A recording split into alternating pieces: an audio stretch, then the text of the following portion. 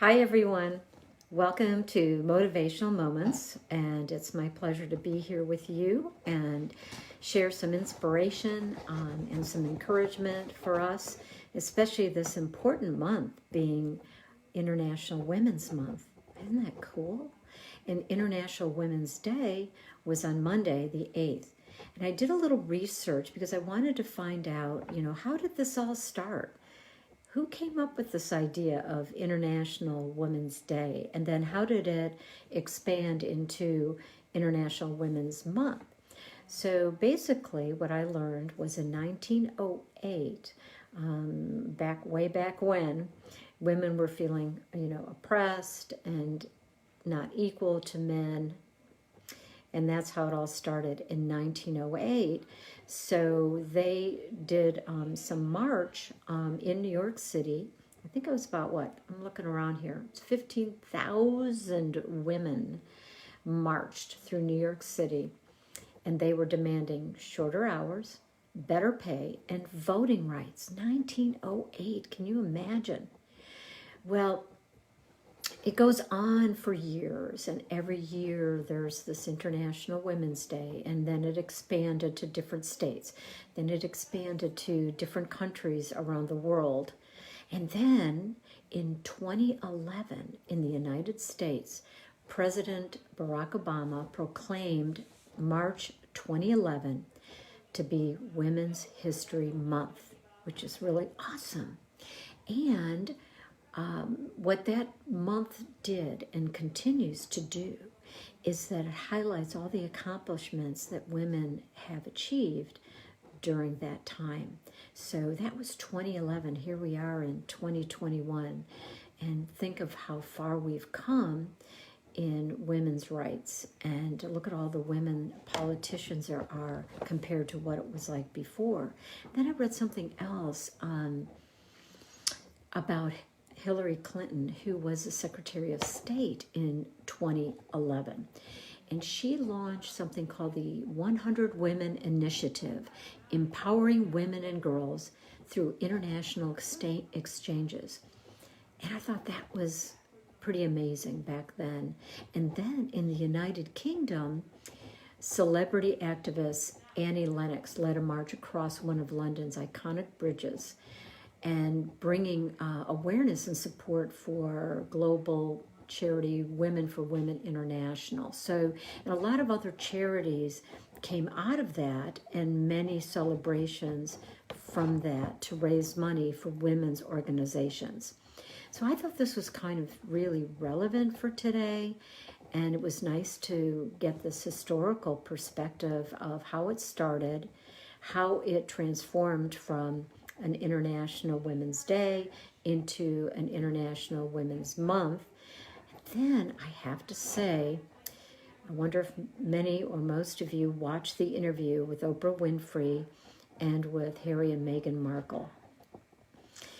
I don't know about you, but I was so teary-eyed. I was teary-eyed for a couple of reasons. Number one, I was kind of saddened that these discussions were going on in 2021 about racism and about how the royal family, whatever you believe, or the firm, or whatever the organization you attach it to, how they treat women, especially women of color, women that are not, quote unquote, up to their standards, up to their beliefs, whatever it is. And it was really shocking that these philosophies, look how far we've come, but then after that interview, think about how far we have to go so that these discussions don't continue on.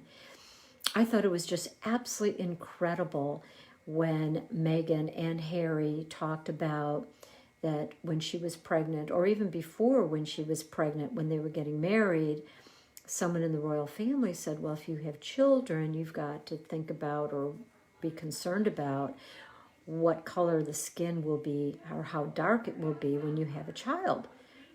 How crazy is that, right? And then one of the parts in the interview was that Meghan, when she first, got into the royal family, they were married, and then they were back in their home, that she had to relinquish her driver's license, her passport, her keys, and she was at the mercy of what the royal family had expected her to do in her role, just being her, just being part of the royal family and the duties. And it was really sad to me that she had to give up kind of who she was to become what they wanted her to be.